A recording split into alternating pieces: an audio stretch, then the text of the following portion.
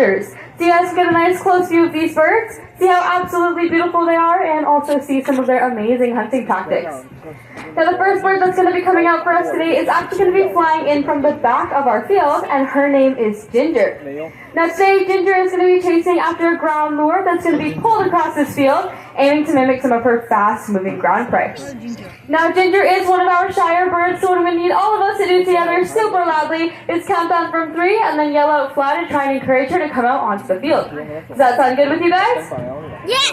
Alright, are we all ready? Yes! Alright, super loudly everybody. In 3, 2, 1, fly! And look to the back of the field. Alright, here she comes, and let's see if she can make a catch for us. And she's got it. Let's give her a round of applause for that, everyone. Now, as Ginger was flying in for us today, you guys may have noticed her beautiful rusty red owl. So out from your left shortly is Theo, and Theo is one of our barred owls.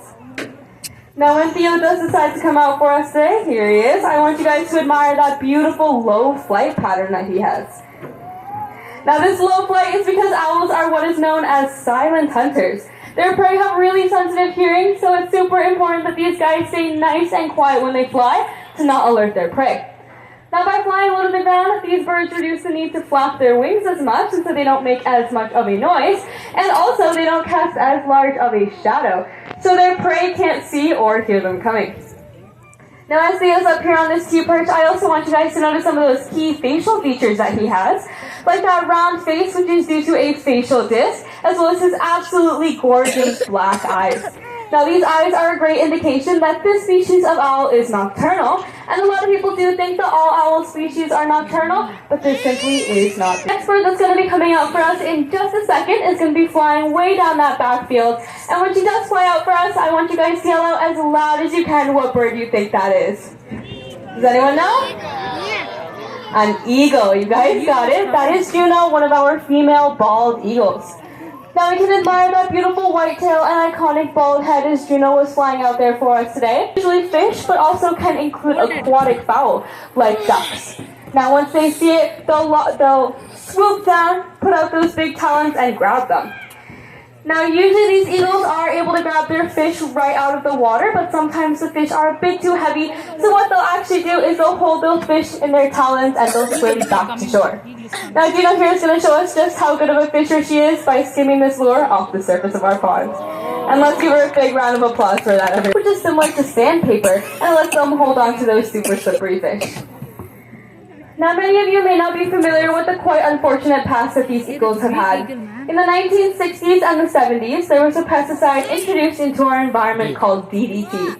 Now while this is you and I for keeping nice and strong bones, but for birds it's really important for producing strong eggshells. Now this lack of calcium meant these eagles were producing very thin and very brittle eggs. And they were actually so thin that when they went to go, she's a pretty talkative bird, but the first thing you might notice about her is she's quite the tripping hazard.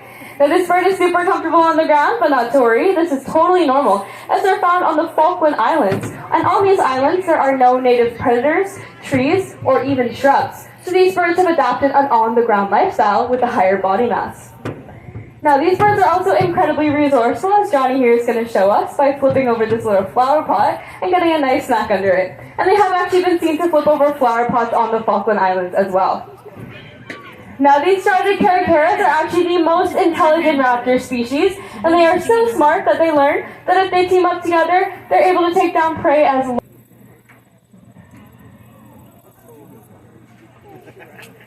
Alright, well as you guys may have guessed, we're going to be doing a bit of a race here today, which may seem a little bit silly, but coming up from your left, Murphy and Kirby. Alright, and there they go. Now these guys are super fast when they're flying, as you can see, so you may be wondering, why are we doing a race? Well, these guys are actually scavengers, and they have flat feet, which makes them really good at moving around on the ground, and we're going to show you guys. Now volunteers, if we can all just shift down and make a nice line in front of that second stone wall for me, please. Alright, awesome. And then I do have a few rules for you guys. So super important, we're all listening. The most important rule is you guys have to stay on the... They're listening to it. Now you guys are going to be running back to the gate that we just let you in at, and just make sure you run as fast as you can without tripping. And if you do happen to trip, you want to get up pretty quickly, because these birds do like to eat things that look dead. Alright, audience, do we have any support for our brave volunteers? Alright, awesome, and how about for the vultures? Alright, I'm going to need you guys to cheer as loud as you can for your team. Volunteers, are you guys ready? Alright, in 3, 2, 1, go! Alright, it looks like we have some pretty speedy volunteers over here. The volunteers are cheating a bit, they're using their wings. It's going to be close, but it looks like our volunteers definitely took that. Let's